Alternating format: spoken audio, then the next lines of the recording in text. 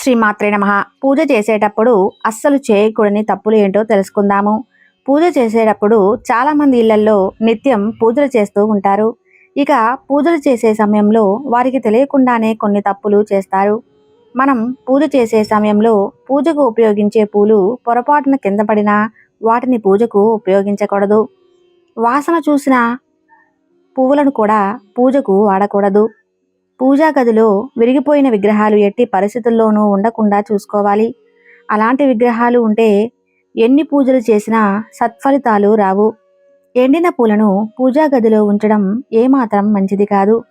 పూజా సమయంలో పెట్టే నైవేద్యాలలో ఒక దేవుడికి పూజించడానికి పెట్టిన నైవేద్యాన్ని మరొక పూజలో నైవేద్యంగా ఉపయోగించకూడదు. పూజలు చేసే ముందు నోటితో అశబ్దములు మాట్లాడకూడదు. దీపారాధన ఎప్పుడూ కూడా ఒక వత్తితో చేయకూడదు. అది అశుభ సూచకం. భోజనం చేసిన తర్వాత మనం పూజ చేయకూడదు. భోజనానికి ముందు మాత్రమే పూజ చేయాలి. పూజలో వచ్చిరాని మంత్రాలు చదవకూడదు. తప్పుగా మంత్రాలను చదివితే సానుకూల ఫలితాలు రావు. పూజ చేసే ముందు నోటిలో ఎలాంటి పదార్థాన్ని నమలరాదు. పూర్వీకులు మరణించిన వారి చిత్రపటాలు పూజా గదిలో పెట్టకూడదని చెబుతున్నారు. తులసి ఆకులను ఎట్టి పరిస్థితుల్లోనూ శివుడికి సమర్పించరాదు. ఇక పూజలు చేసేటప్పుడు ఖచ్చితంగా తలస్నానం చేయాలి. గణేశుడికి తులసి ఆకులతో పొరపాటున కూడా పూజ చేయకూడదు. పూజ కోసం చిరిగిన మరియు అపరిశుభ్రమైన బట్టలు ఎప్పుడూ ధరించకూడదు. చిరిగిన బట్టలు ధరించడం వల్ల పేదరికం వస్తుందని దేవతలు నిరాశ చెందుతారట. కాబట్టి పూజా సమయంలో చక్కగా మరియు ఉతికిన బట్టలు ధరించాలి. ఇక పూజలు చేస్తున్న సమయంలో ఒక దీపాన్ని మరొకటి ఉపయోగించి ఎప్పుడూ వెలిగించకూడదు. ఇది పేదరికం కలిగిస్తుందని, అనారోగ్యానికి కారణమవుతుందని నిపుణులు చెబుతున్నారు. ఎటువంటి పరిస్థితుల్లోనూ దక్షిణ దిశకు ఎదురుగా దీపాన్ని పెట్టకూడదని సూచిస్తున్నారు. దక్షిణముఖంగా దీపారాధన చేస్తే అపశకునాలు ఎదురై దుఃఖ బాధలు కలుగుతాయని పండితులు చెబుతున్నారు. కోపంతో కూడిన విగ్రహాలు, నటరాజు విగ్రహం వంటి ఆగ్రహంతో ఉన్న దేవుళ్ళ విగ్రహాలు ఎప్పుడూ పూజా గదిలో ఉంచకూడదు. శివుడిని దర్శనం చేసేటప్పుడు విగ్రహానికి ఎదురుగా నిలబడకూడదు.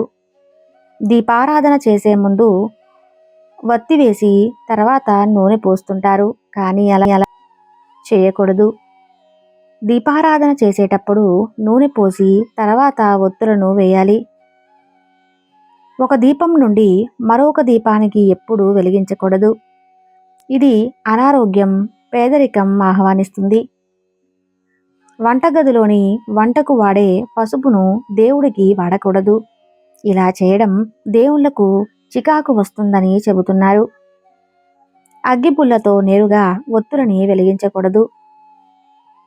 శివలింగం అభిషేకానికి స్టీలు స్టాండ్ని ఉపయోగించకూడదు. స్టీలు గ్లాసులని ఉపయోగించకూడదు. ఇక పూజలు చేస్తున్న సమయంలో ఎవరైనా అతిథులు వస్తే వారిని నిర్లక్ష్యంగా చూడకూడదు. వారి పట్ల కూడా గౌరవాన్ని ప్రదర్శించాలి. పూజా సమయంలో ఇంటికి వచ్చిన అతిథులు దైవ సమానులని చెప్తారు. పూజా గదిలో దేవతా విగ్రహాలు 6 ఇంచుల లోపే ఉండాలి. అంతకన్నా పెద్దగా ఉండరాదు. నుదుటిపై బొట్టు పెట్టుకోకుండా పూజలు చేయరాదు. మీ పూజా గదిని ఎల్లప్పుడూ శుభ్రంగా ఉంచుకోవాలి. పూజ చేసిన అక్షంతలు, పువ్వులు పూజా గదిలో లేకుండా శుభ్రం చేసుకోవాలి. ఒక్క చేత్తో దేవుడిని అస్సలు నమస్కరించకూడదు. ఇలా చేస్తే తప్పు అని పెద్దవాళ్ళు చెబుతున్నారు.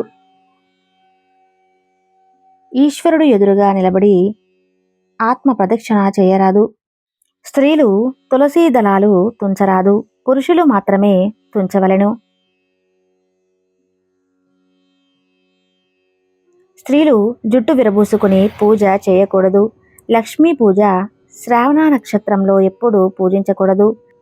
స్టీలు కుందుల్లో దీపారాధన చేయకూడదు. దీపపు ప్రమిద ఎప్పుడు నేలపై ఉంచకూడదు.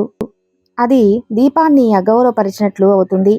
శివలింగంపై పాల ప్యాకెట్లతో అభిషేకం చేయవద్దు. అభిషేకం చేయాలనుకుంటే ప్యాకెట్లోని పాలను గ్లాసులో పోసుకుని అభిషేకం చేయాలి. దేవుడి పటాలను శుభ్రం చేసేటప్పుడు మంగళవారం నాడు కానీ, శుక్రవారం నాడు కానీ, అమావాస్య నాడు కానీ అస్సలు శుభ్రం చేయకూడదు. వేరుశనగ నూనెతో దీపారాధన నిషేధం. అక్షంతలుగా ఉపయోగించే బియ్యంలో నూకలు ఉండకూడదు. అలా నూకలను అక్షంతలుగా ఉపయోగిస్తే ఖచ్చితంగా చెడు జరుగుతుందని వాస్తుశాస్త్రం నిపుణులు చెబుతున్నారు. ఇంట్లో నిమ్మకాయ దీపం పెట్టకూడదు.